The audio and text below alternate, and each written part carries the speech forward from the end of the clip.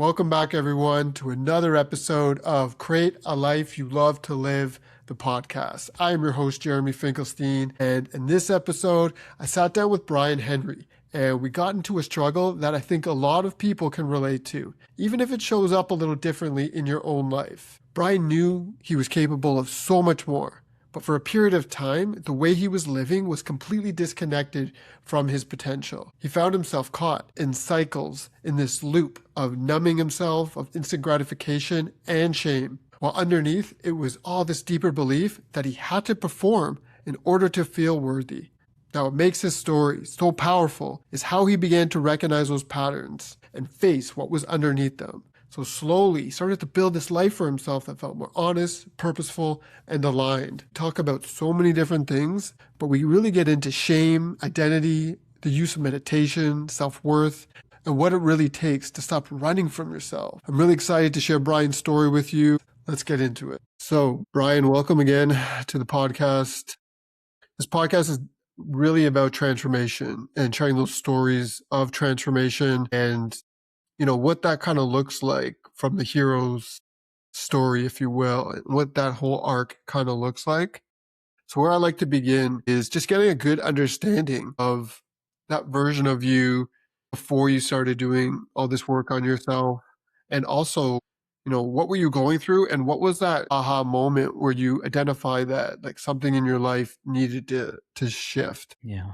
I'll start with saying that there's been a few of those. I don't know if it's just been one. There's been many different death and rebirths and new levels to climb. But the one that kind of stands out to me as a good beginning to point to is back when I dropped out of university. Yeah, I dropped out of university, not because I didn't have good grades. I was actually doing pretty well. But what I had come across around this time in my life was this YouTube channel by a guy named Elliot Hulse, and he started speaking about what he was calling at the time a non-job, and his definition for a non-job was all about this approach to building ultimately your own business where you were monetizing what it is that you love to do, finding a way to take what you were passionate about and really give this to the world or share that with the world in a way that you can make money from it so that you can live a life around genuinely doing something you love and that doesn't actually feel like a job.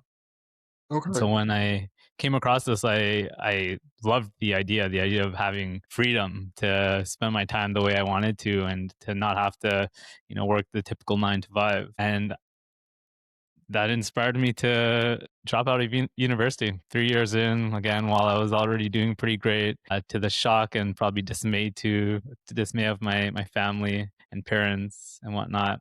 But why I point to this as being kind of a beginning and a time in my life where I just came to the point of realizing that things had to change was because shortly after dropping out of university, I hit what I would describe as being probably rock bottom for me. I went through a period of my life where I was just addicted, man. I was addicted to instant gratification in all its Sure. forms. I don't know if I described it as that at the time, if I would have used the word addiction, but Right. that's really what it was. It was addiction to marijuana, to pornography, to video games, to Netflix and TV, any form of instant gratification that you can think of. And during this period of my life, I went through, I think it was at least a couple months, maybe even longer. It's hard to say. It's hard to quite recall. It all kind of just like jumbles up into this one period. But during this time in my life, I found myself getting up to an empty bed next to me because my girlfriend at the time had already gone to work. I would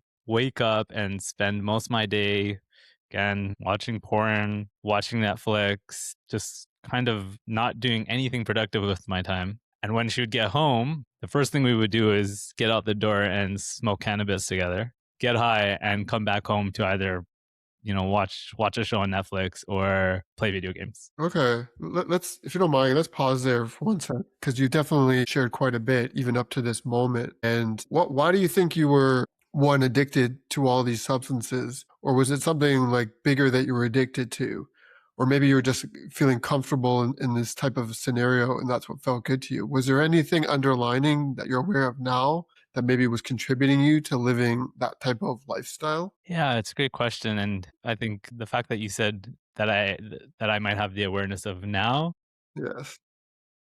probably changes my answer. If I look back at it, I can see that there was layers of numbing and distraction. I feel when when there's something inside of us that we might not want to look at, whether that be feeling a lack of clarity or feeling a lack of purpose. And for me, it might have been just a lack of clarity. These were forms of just, again, distracting myself from that underlying feeling. So I would say the two layers is one, distracting myself from what I might have not wanted to look at, and then two, just the way that our biological reward systems work, right? We get conditioned to crave something that we're constantly indulging in, and it can become difficult to break out of that, because what that requires is, being with those cravings and choosing not to do it. So it was just kind of this loop of craving these forms of instant gratification and just continuing to indulge in them. Okay.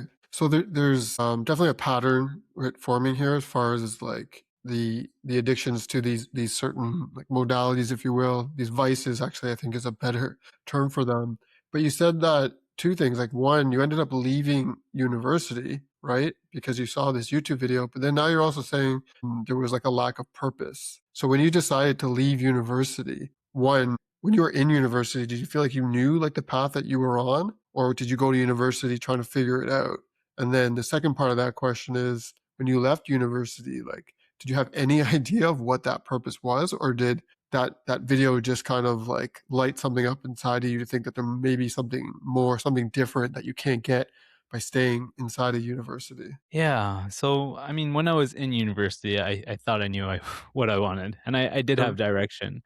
What was it? Just curious. Like, what was your path there? Yeah, at the time I was going to be a doctor. That was my Okay, idea of good. what I wanted in my life. And I would say I was actually on the path for it. I had the grades to do it. But when this idea of a non-job came into my reality, and I realized that no, I don't want to be spending, 10, 12, how many ever hours doctors spend, and this other lifestyle of getting to do something that I enjoy and love, and have more freedom of time. This is what's appealing to me. I did have some ideas, I should say, about where I wanted to take that. One underlying thread that kind of remained fairly consistent throughout this was I was, for the most part, always pretty good at taking care of my body.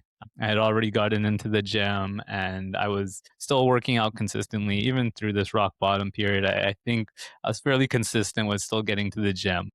Right. And so, yeah, when I had these ideas of creating this non-job, I felt like it would have been in this area of either fitness or personal growth. So there was some ideas, but there's a difference between having courses that you have to follow all of the next steps kind of laid out to you and just following along with those, and having the complete freedom and time and space to do whatever you wanted. And at the time, I don't think I was equipped or yet hadn't cultivated the discipline to really manage my time and use it effectively. Okay, so you were also attracted to the freedom kind of based lifestyle, if you will, versus something more regimented where it was like take you said 10, 12 hours of studying, right? Really following a certain structure that was taking you in a certain direction. And it sounds like also you weren't maybe in full alignment with actually becoming a doctor. Is that correct? Yeah, yeah, it's definitely correct. I think it was misplaced values and just a lack of understanding of what it is I really wanted. And of course that started to blossom. Yeah. I mean, looking back on it too, it's probably good that you kind of figured this out early versus like going to one, two, even like literally becoming a doctor and recognizing you spend all this time and energy on a path that wasn't meant for you. Yeah, for sure, man. I think one of the blessings in my life has always been, and we haven't quite gotten there yet, but I feel like finding clarity around what it is that I did want or do want, and what purpose I want to serve. That happened a lot earlier in my life than I think for many. So yeah, I'm definitely kind of grateful that I didn't go too much deeper onto that path before making the change. Yeah, yeah, I can see that. So now you're living this lifestyle. You're at home. Your girlfriend's going to work.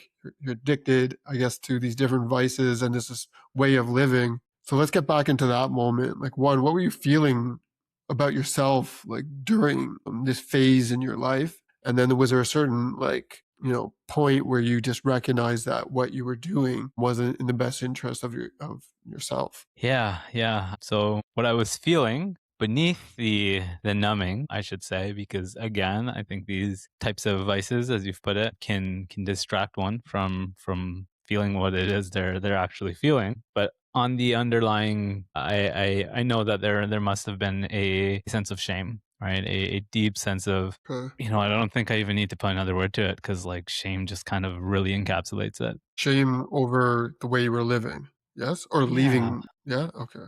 Yeah, shame, just shame as being someone who had these great ambitions, and had big dreams for himself, but was clearly not living up to them, clearly not doing anything that was actually going to build that sort of life. So yeah, and to answer your other question, there's a very distinct turning point for me. There's a very distinct tipping point, if you will. And it goes back to a moment where I got caught in the act. Okay. My girlfriend, she saw a photo on my phone of another woman, and not not cheating or anything like that, but again going back to this pornography addiction, and we got in a huge argument. It blew up, and I just remember after the initial blow up and whatnot, I just remember like breaking down, man. For the first time, I honestly, it might have been the first time I cried in front of her. Maybe not, but I did end up crying in front of her. And I remember just for the first time in a while, actually feeling the depths of the shame that I was probably already feeling, but suppressing. And I remember breaking down and telling her, like, basically kind of what I've shared with you, just how I'm this person who has all these ambitions, who's clearly feeling to live up to his potential. And here's how I've been living my life these past few months, and the shame just kind of exploded. And in that same conversation, I'm never gonna forget this moment. I'm sitting in the car sharing this with her for the first time, really opening up to her about what it was that I was going through. And I got a call, a literal phone call. I pick up the phone, and on the other end of it is a personal training manager at a gym. And he says to me, we got your resume. It seems like you were interested in a position for being a personal trainer. Are you interested in coming in for an interview? And I took a moment because I had to, like, I almost forgot that months before, I still to this day don't remember clearly when I did this, but I must have applied to a Yeah. personal training job. Maybe it was just online. Like maybe at some point I just, I'm gonna apply to a personal training job to at least create some source of income. I think that was my mindset at the time. I said, I do still want to build my own business, but here I am not really doing anything productive. Maybe if I can at least just get a part-time job or something, I can start making money. So I'm not a complete waste. I'm not completely wasting my time. To this day, again, I don't really remember when I applied, how I applied. But here I was getting offered an interview from a personal training manager, and I took it. I went to the interview. To make a long story short, I ended up getting hired to become a personal training manager. There's a lot more I can share on this trajectory. I'll take a pause in case there's anything else that you want to explore, but that I would say ended up being the big turning point for me. Okay, so one, you kind of had to face all the way you were kind of showing up as your girlfriend found this picture, and then on the other side, you had this great opportunity that you were kind of missing in your life that I'm assuming offered some kind of fulfillment, some purpose, right? Especially with the current path you're on. So let's just stay for a moment on this like tipping point, as you called it. So when the girlfriend saw the photo, saw the image, like how did she respond to all this, and was she supportive of the way you were living, or was she kind of like encouraging you maybe to do something else? Yeah, I don't really recall exactly. Well, so first of all, again, she got really emotional, understandably so, right? Yeah. So between us, there was definitely a breach of trust, and she obviously had her own things come up around that led to this argument that we first had. And then as things began to kind of simmer a little bit, that's when I started to sort of open up and share a little bit more about like what I was going through and expressing the shame that I began to feel around it. So what did that look like for you? If you don't mind, like just going a little bit deeper on it, like what did that shame feel like? Was it tied into maybe some embarrassment even? Was it like if you can bring yourself back to it, what was the like what were the feelings and emotions that you were kind of going through during that time? Yeah, for me, it's often been this feeling of failing. And just to, be really clear, this has shown up kind of throughout my journey, right? This wasn't the last time that I felt this by any means. But I would say that kind of surrounding that shame, just this feeling of completely failing. I have all this potential. I have these big dreams and ambitions. And I truly believed that, I had the ability to make it happen because I yeah, there was that belief that I had potential, but potential unexpressed doesn't do us much good. And so that shame was very very much tied to this feeling of just I am completely failing to live up to my potential and be the person that I know I can or I want to be. Right. Did like looking back on it, do you think any of these kind of expectations that you had for yourself was also kind of, let's say, installed within you, like from your childhood, from your parents, from your community? Was there any kind of connection to that where you felt like maybe even like pressure that you had to become something? Yeah, man, for sure. I've done a lot of work on this, and what has come into my awareness is that this desire to be great, this drive to be a high performer, can be traced back to early childhood experiences. I remember that, and this is not to blame, Mhm. but I recall back when I was younger, I was an athlete. I played a very high level of cricket. I actually represented the national junior team, That's and amazing.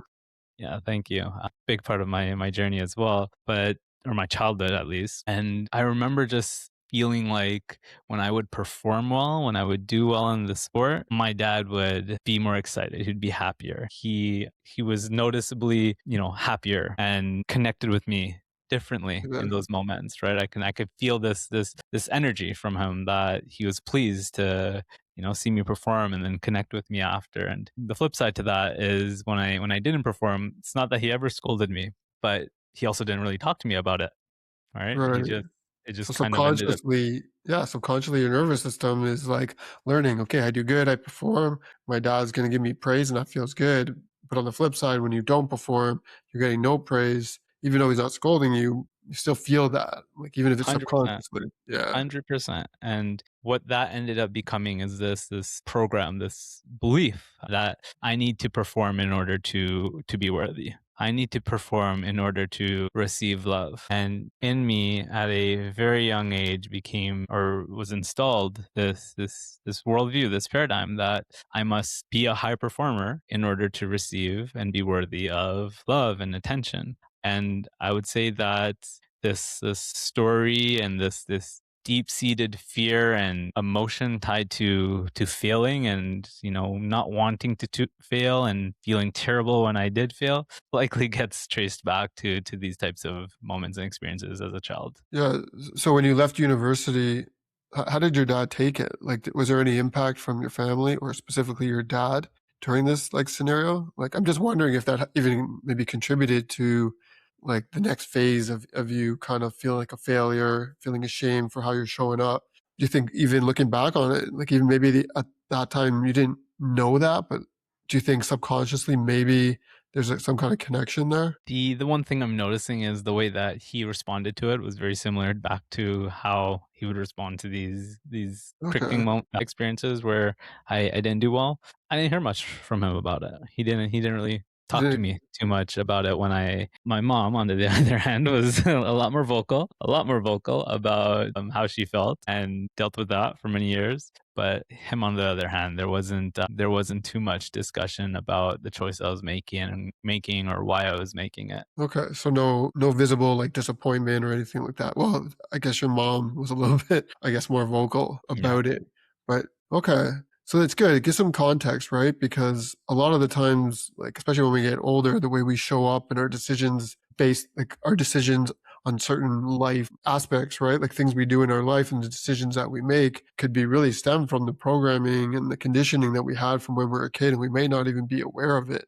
And sometimes we can be on a certain path, right? In your case, trying to be a doctor and trying to live up to a certain expectation, but it may be based on like conditionings of your environment, of your parents, but it may not be the authentic path for you. And it definitely feels like a lot of people get trapped in there, especially, and maybe they find out even too late. I've had, definitely conversations with people, and we see it all the time, even online, where people get to a certain point in their career and they have this level of success, but they're feeling miserable, they're unhappy, they're burnt out because like they're not living their own truth. So I think it's just important really to like fully understand that. Now, I'll come back to this actually a bit later, but you've done a lot of the work, and we're going to get into that kind of segment now where you can unravel a lot of that, which helps you get yourself back on the right path, the right trajectory, what feels good to you. Mm-hmm. So you're now in this moment where you got this job, and you face what you had to face with your girlfriend. Like you said, this is your tipping point. So what does life look like now? Are you like eliminating all those vices and now you're hardcore gym guy? Like what did that transitional like phase look like for you? Yeah. Yeah, man. If I had to sum it up very succinctly, it brought purpose out in me. It brought out a sense of purpose because now I wasn't just showing up for me, I was showing up for others. And I think I had the understanding that how I was showing up it's going to be felt by other people. My clients are going to feel the energy that I show up in, and it just in a very short period of time shifted my focus. My focus now went from all the things that I was distracting myself with to I have people in front of me that are expecting me to help them. And at first, I'll just be completely clear. It was because I needed something to at least bring me money so that I can feel some sense of, fulfillment and some sense of, like self-worth was probably even driving that as well. Like I need to be doing this so that I feel better about myself than I did before.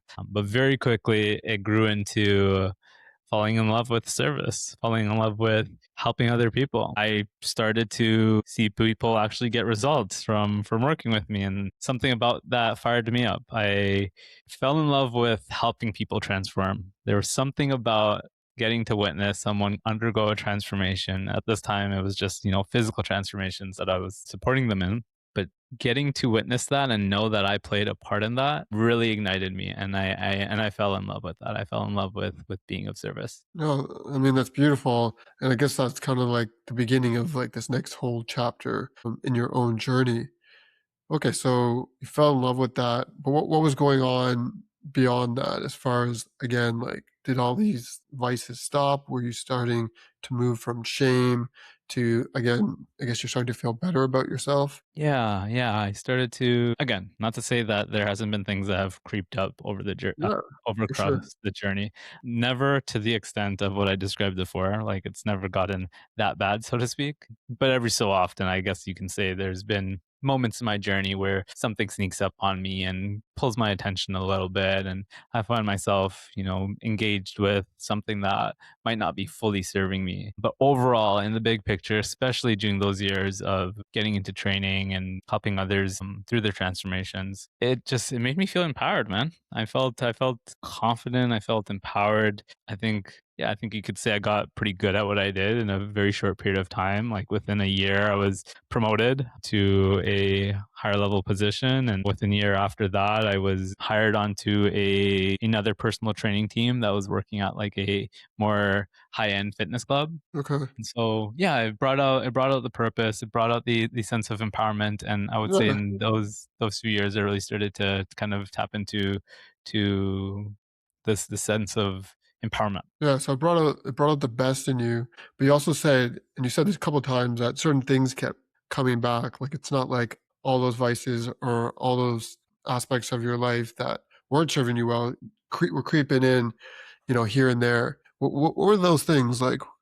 Can you explain a little bit more about that? What those patterns were that kept coming back, and what that looked Sure. like? Yeah, I would say the two that has snuck up on me or had snuck up on me after this rock bottom point again would have been probably there's been chapters that the cannabis use wasn't serving me, and another one that has been quite challenging, and it might not sound like a big deal to some, but has been a very challenging part of my past, has been my relationship with food, actually. So Okay. I've had some very difficult experiences when it comes to my relationship with food and how I was using it, so to speak. That, I would say, interestingly enough, would probably have been the thing that in this specific chapter that we're kind of like segueing into was the the kryptonite, if you will. Well, okay, so let's stick with that for a sec. So what do you think triggers it? Like as far as like using cannabis or even the situation with food? Yeah. I'm gonna roll with the food one just because that seems like it was the bigger problem, or bigger challenge opposed to the cannabis. There's not too much there that I feel like is really alive. As for the food, what triggers it? One thing that does for sure is guilt, which is and maybe somewhat the shame again, right? What triggers it is shame, and the ironic thing is I've noticed this pattern of eating to try to suppress the shame, and it ends up just being this spiral where I feel shame around possibly it's something else, but very often it was food. Shame for eating a certain way is what would trigger it, but then I would also try to use food to distract myself from or alleviate that shame, and you can see how that ends up just being this thing that can cycle and spiral, Yeah. which many So, times it has. just to clarify here, so you would eat certain foods, I'm assuming, then you'd feel guilty for eating those certain foods, right? Or feel shame, guilt, right? And then you would go back to food to help, like, to help cope with those emotions that you were going through. Is that correct? Yeah, as you Interesting know, cycle. yeah, it is. What was it though? Like, just to get more clarity around this, when you say like, is it just eating like fast food? Were you eating too much? Like what was the real issue here? Yeah, I would say usually overeating.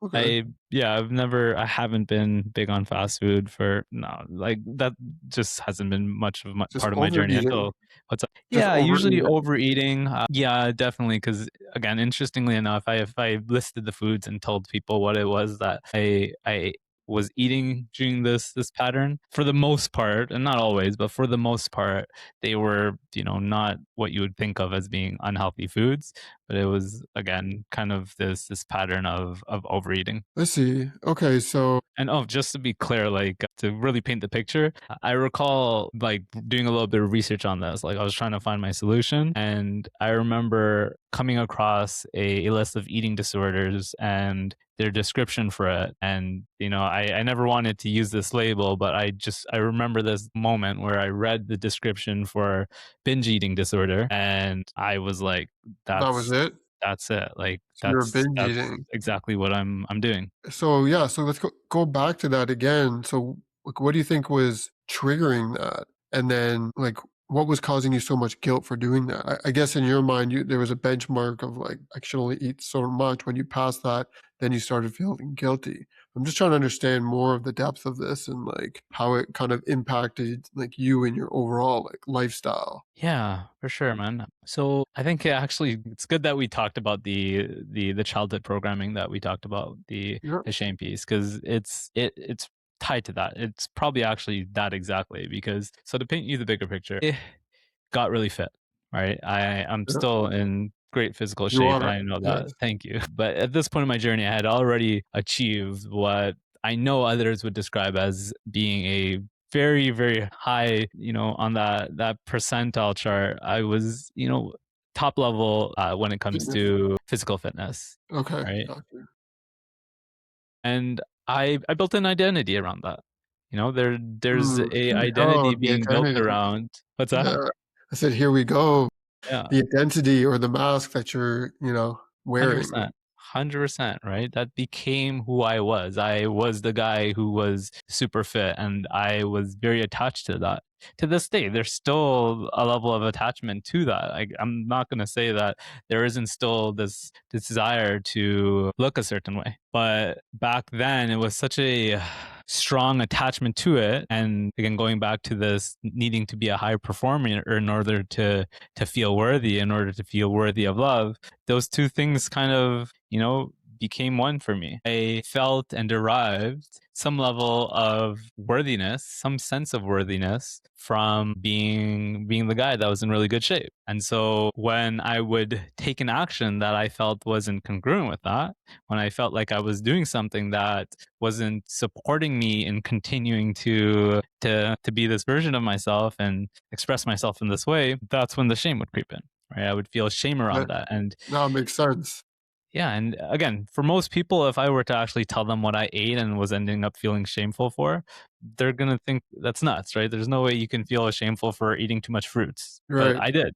But there's definitely a connection to it all as far as you having this very high standard of yourself without unpacking like even more about your childhood and the way that you were praised for certain things that you were doing, right? Especially as a child. So it makes sense that you had this, conditioning of having a really high standard for yourself and having to present yourself and live a certain way to feel like you're loved. And when anything breaks that pattern, right, then you start feeling guilty about it. I don't think it's as much as like what other people will perceive, whether it was or it wasn't, right? For eating too much or not. I think it just matters about what you feel, right? And Hmm. you are obviously getting to a threshold where if you passed it, then those thoughts and patterns about yourself will kind of creep in. Hmm. Yeah, I mean, again, everyone, not again, but everyone has their own thing, right? Everyone has That's what I their mean. own Exactly. thing that triggers their stuff, their unresolved emotions and traumas. It just so happened that my journey has been that was one of the main ones that used to Uh, bring up this right. this this old programming in me. Right. So let's talk now about kind of that inner shift that must have happened like post this experience that we're talking about now. You're obviously you're doing fitness training, right? You've reached a certain level of success with that. You're feeling good about yourself again, but yet you're still having these I don't know these patterns, if you will, that aren't really beneficial to yourself, right? And whether it's cannabis or the eating disorder and stuff. So at some point, did you start having it like there must have been a moment of like an inner shift within yourself where you started to I don't know, maybe try other modalities to try to work on yourself. Like what did that next kind of phase look like? Yeah. So just to be clear, like this working on this specific thing was a process, right? It wasn't this like one moment that everything changed, or it was very gradual. It has been very gradual. And even again, just to like make this very clear, I have done already a lot of work on myself. There's been a lot of expansion. I've come into alignment with a greater sense of purpose by now, when this almost if almost at times felt like there was like this one thing that was holding me back, and it's this pattern that I've shared with you. So The pattern of the binge food, eating? the shame, the binge eating, exactly. So Yeah, that was there with me throughout a chapter where I was already kind of doing pretty well and growing in many other ways. But that one was like kind of the one that felt like it was just I, for whatever reason, wasn't able to move through. And interesting because that one seems like it has the most impact on you. mhm. Right. Yeah. So when you say you were already expanding and growing in all these different ways, let's talk about that for a second. Then I want to just come back to this situation, but like, what were some of the things that you were doing to help yourself expand, to help yourself grow? For me, it's always twofold, and these are intrinsically connected at all times. The first one is, the inner work, right? The work of healing, the work of reprogramming our subconscious beliefs, the work of transforming who we are at that deep subconscious level. And so, again, I've been doing that type of work on myself for many years now, and some of the tools and practices that has served me in that is, well, meditation has to get put on the top of the list. That's Okay. been the biggest, most important one, I would say, or at least one of the most important ones. And the second piece I have to acknowledge is just community, right? The importance of community and surrounding myself with and actively seeking out connection that with others that inspire me and help me rise. Those are the kind of the two pieces, or there's more, but I would say those are two of the biggest, if not the two biggest sources of support or practices, tools that has benefited me on this journey of transforming this inner world. Right. Yeah. So when did those kind of tools, like, when did they enter into your journey? After you became a personal trainer, or is this before?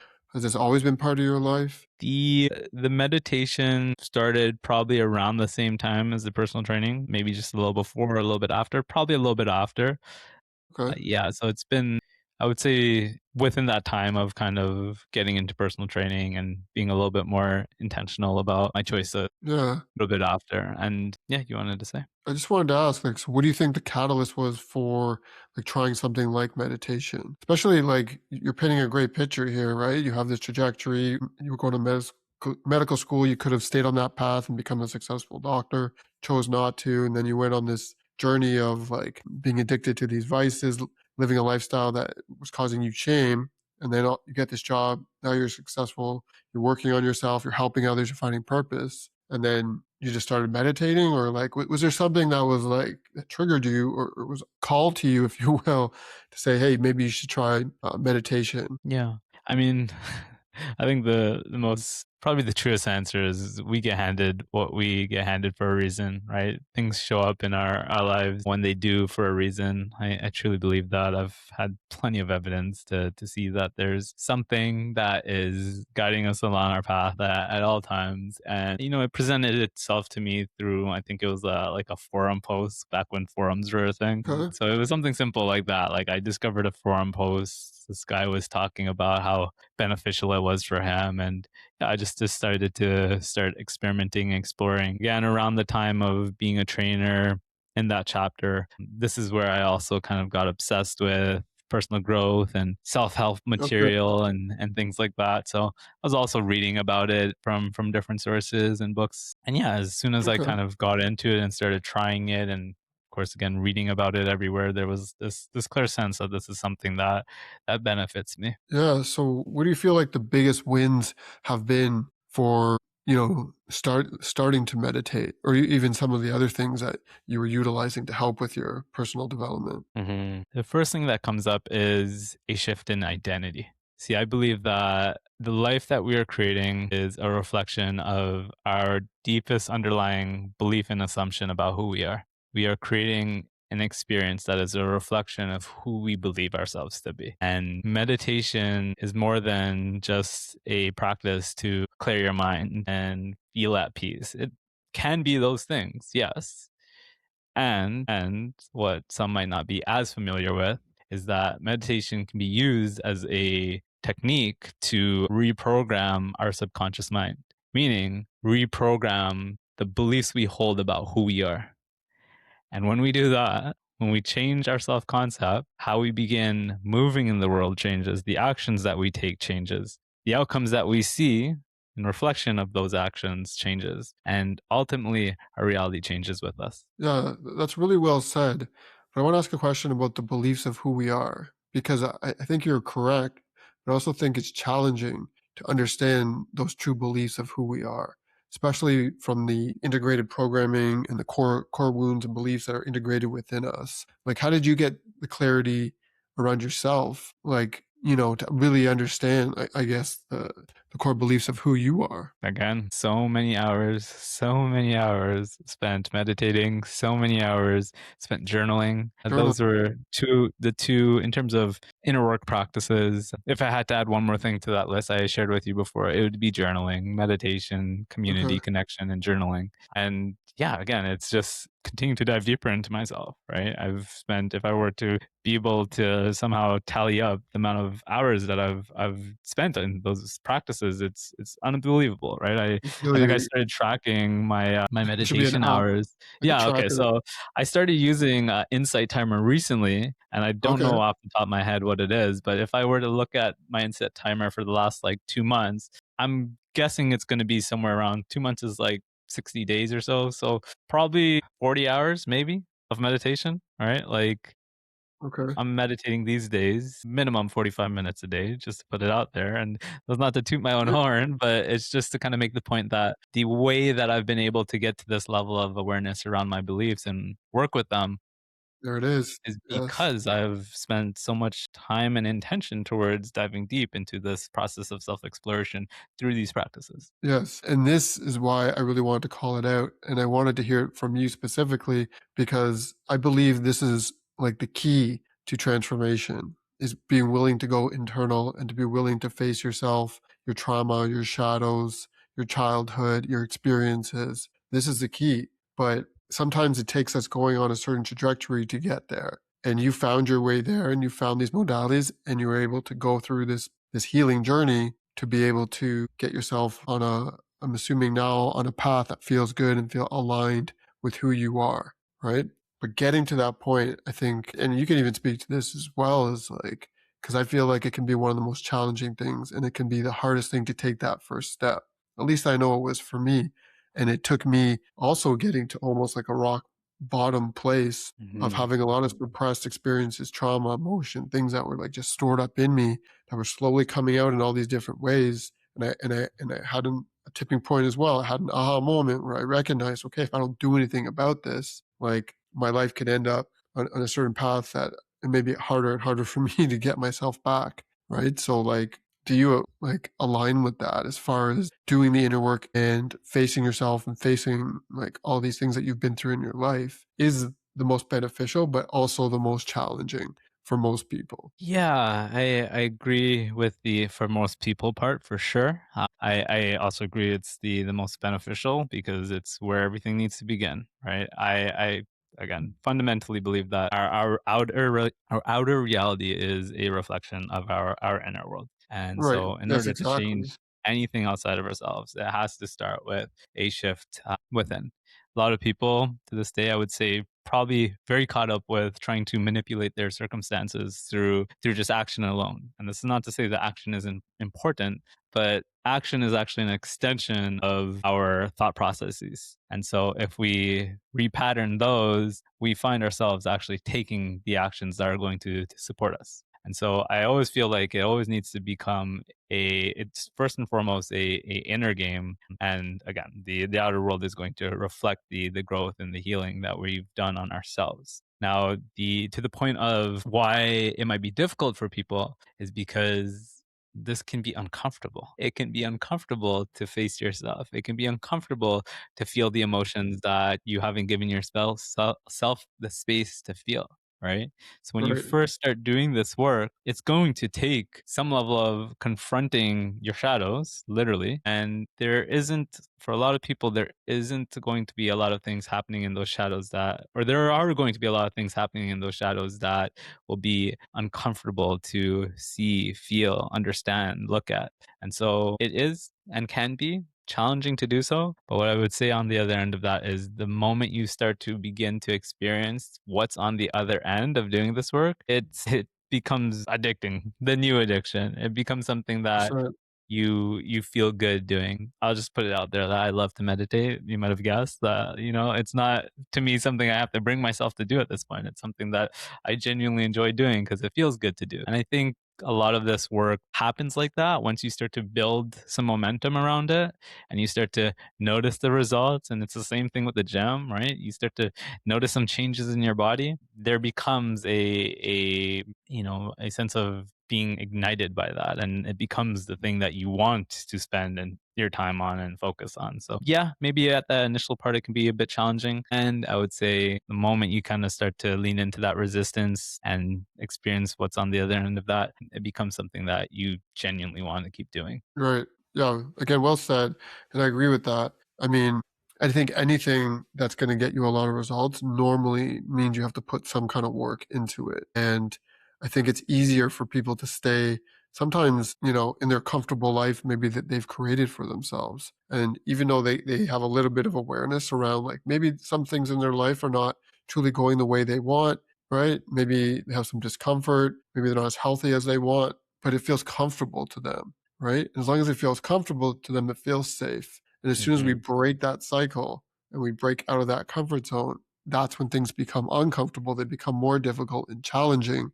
But if you're willing to take that step and to do the actual work, eventually you're going to come through that. And the growth behind that and the alignment that you have with more of your true self that comes through that, I think is 100% worth every minute that you spend doing that work, whether it's meditation, journaling, going to a therapist, talking to anybody, a social worker, a friend, maybe it's breath work, maybe it's plant medicines, like whatever, maybe it's going to retreats, whatever that kind of looks like for you, right? You find your own way, you find your own path, but ultimately you got to be willing to just take that first step and face what it is that you need to face.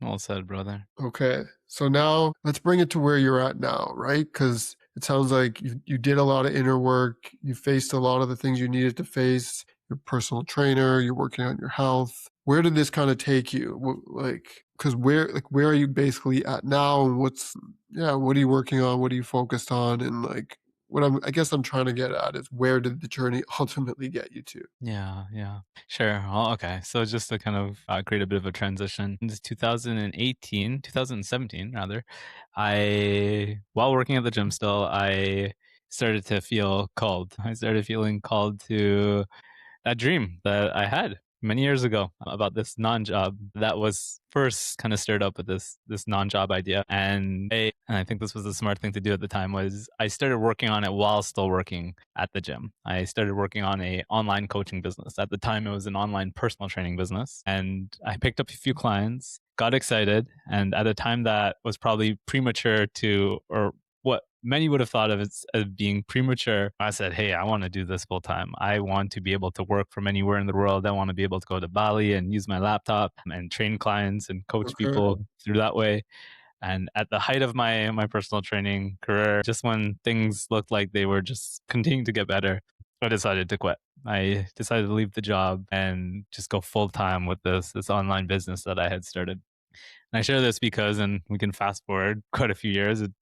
Quite a bit has happened in those 8 years, 9 years, but that was kind of the beginning of me being on this journey of being an entrepreneur, being someone who is fully devoted to serving my mission through my own business and, not doing that inside someone else's walls. And it's been a roller coaster, man. It's been a heck of a roller coaster. So much has happened in this time, but just to answer your question of like kind of where I'm at right now, these days I am coaching men. I'm helping them align with their purpose and their truth and build lives that feel good to them. I feel those two things go hand in hand. I'm living from our truth. And you were talking about this earlier, right? When we were living in congruence with our true self and our authentic path or our authentic self, it aligns us with what I would think of as, or what you can describe as being our highest purpose, our highest timeline. And for me, it's all about alignment, alignment, alignment, alignment. It's one of my favorite words, and it's actually my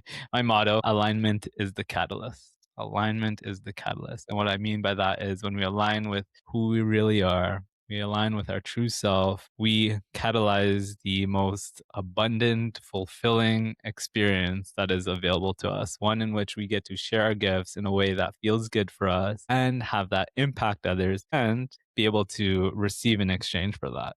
And so for me, these days, it's about creating spaces and opportunities to support men in one, stepping deeper into alignment with their purpose, and two, experience connection and community with one another. I have a in-person men's group that I host. I have a new online container that I'm about to launch, and it's all about creating the space for us to connect and evolve together. Okay. So you said also, first of all, amazing. Like, I think it's incredible the time and energy like that you put into what you're trying to do and how it's so important to you. And it's interesting because this whole thing started with you trying to figure out your purpose, right? And recognizing that med school was not for you. So do you feel like now that you're in alignment, do you feel like this is your purpose? I would hope so. I would hope Well, so. Being yeah. that I'm supporting others in coming into alignment.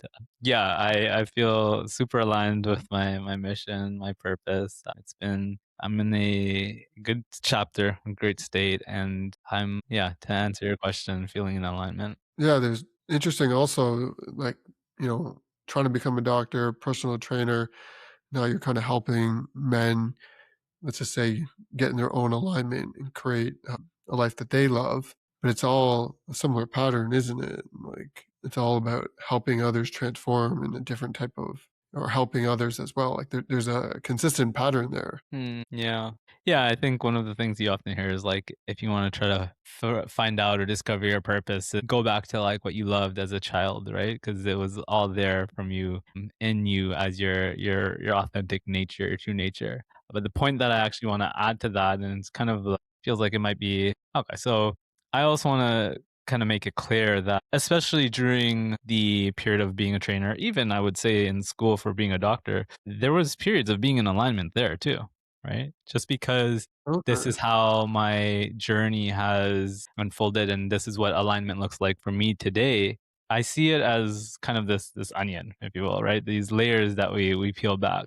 Our purpose is an unfolding thing. It's not something that we discover someday and it never again changes and I found it. I know my purpose for the rest of my life. No, it's this ongoing, unfolding expression of who we are, which evolves because we're evolving. And so who knows? A few years from now, I have this conversation of what my purpose is. I would probably describe it in a different way. Now, I've noticed myself kind of getting to a point where for a while it has been fairly consistent. It feels like I'm there at the heart of it almost. But we have to kind of go through each next level and expression in order to continue to peel away those layers, if you will. And like I Yeah. said, the way that we serve that purpose continues to evolve with us. Right, and that's exactly what I was thinking. Because like, there's your purpose, and there's the way you serve. There's the way that you offer that purpose, if you know what I mean. So, like, and again, going back to the pattern there is like your purpose seems like it was always about serving and helping others. Like, that to me seems very, very clear, but you've had different, like, mechanisms, like, ways of doing that, whether it's almost becoming a doctor, right? Or helping people with personal training, or now helping helping men specifically, right? Mm-hmm. It's just that the underlying purpose to me is it's very clear and very simple, like that you ultimately just want to be of service and you want to help others create the best life that they can. Whether Mm-hmm. it's right through healing, becoming a doctor, helping them with their bodies, being healthy and fit, or now, helping people with their overall kind of their overall life, if you will. Yeah. Yeah, and I mean, even to dig deeper into that, I feel we can go deep enough to say that, and of course, this is just my perspective, but I feel at the heart of it, we all have the same purpose in a way, right? There's like and I can describe it in a couple different ways. One that comes forth for me is just the expansion of consciousness, right? The expansion of consciousness, the raising of the vibration of the planet, supporting the evolution of the collective. This is what I feel like we're all here for to some degree. But like to your point, we're all contributing to it in a different way. We all have our own unique expression and way and vehicle for serving that. But at the same time, I feel like we're all really here to work towards and co-create the same thing and we're all playing our own unique roles in that. Yeah, I definitely align with that.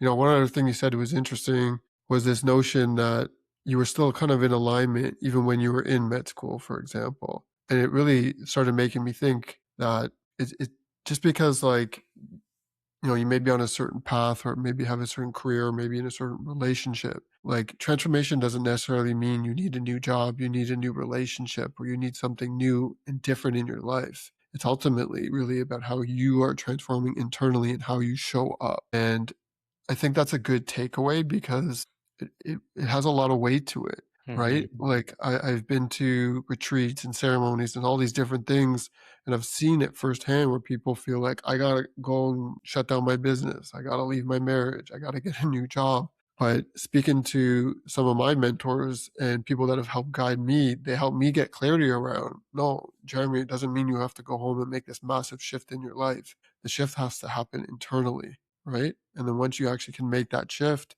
whether you have the same job or a different job or relationship, ultimately that's up to you.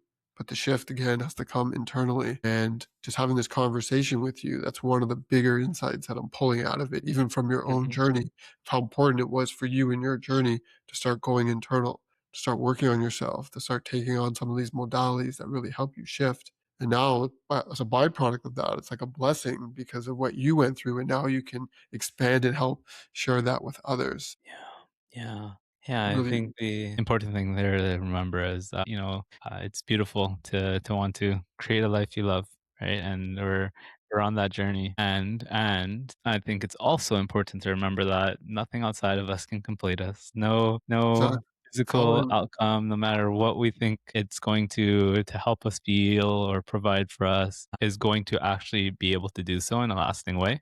And so again, it comes back to the internal work that we keep circling around, because whatever it is that we want, I feel comes back to what it is that we actually want to feel and who it is we want to be.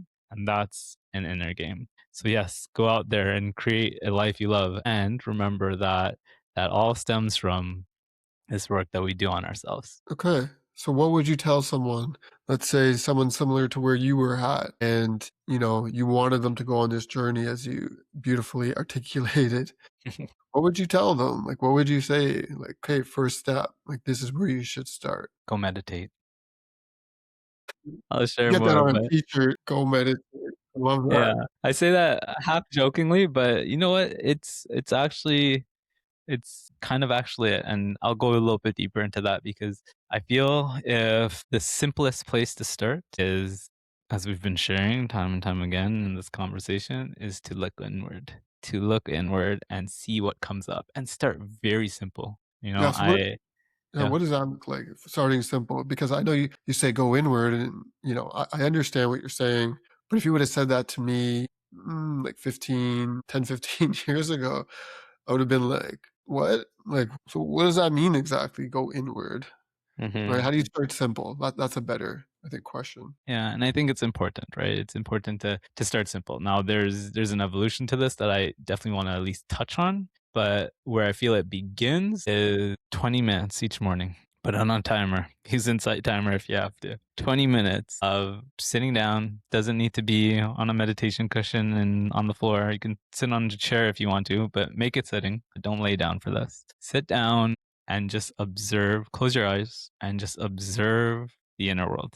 Meaning, observe the breath, feel what you're feeling there, observe the rhythm of the breath in and out, and continue to just watch what takes place in your body, in your mind, even. Every time you find yourself distracted by or pulled into a thought, there's this thing that happens when we're meditating. We're meditating and then we forget we're meditating and we start thinking about this thing. That's okay.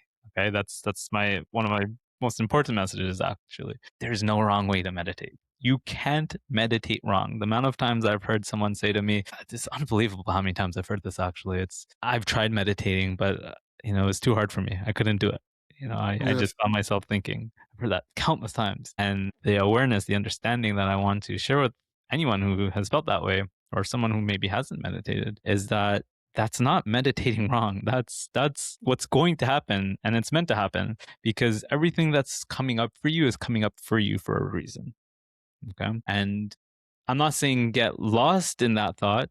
Don't realize that you're doing that and just continue to keep thinking, because that's not the point. The point is to observe what comes back and then come back to this place of being aware of, again, the breath, being aware of what's coming up for you. And the more you practice that, coming back, distracted by a thought, coming back, distracted by another thought, coming back to this practice of just observing, what you'll find is over time, the mind starts to quiet down, if you will. Over time, you start to disidentify from your thoughts. They're no longer who you are. You're no longer thinking thoughts as being something that defines you. It becomes something that you're able to witness, and you recognize that you are bigger than that.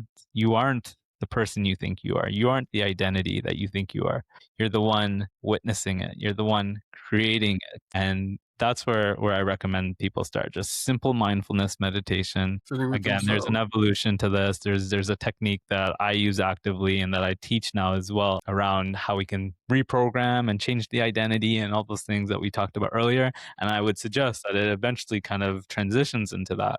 But if you're now starting, where you begin is 20 minutes a day, every morning. Sit down. You can't do it wrong. Close your eyes I and love just it. observe. Well, that's beautiful. Okay, well, thank you for sharing that insight. What I'd like to ask you now, this will be my last question, is do you feel like the journey you've been on, all the work that you've put in, you are now on the trajectory and you are now have created a life that you love to live? Yes, I do. And what I want to say to that is I've created a life that I love to live because I'm loving the life that I'm living. I see. I get it. Makes sense. Okay. Well, Bryan, thank you. Thank you for sharing your story. Thank you for being vulnerable about different things that you've been through. Thank you for sharing all your wisdom and your insights. I really appreciate it. I'm going to drop your Instagram and other ways that people can get a hold of you if they want to reach out. But again, thank you for coming on the podcast. I do really appreciate it. Of course, brother. Thank you for having me. It was great having the opportunity to connect with you and get to share. And to anyone listening, it's yeah, it's a privilege to have this chance to serve you. Amazing. All right, take care. We'll see everyone on the next episode.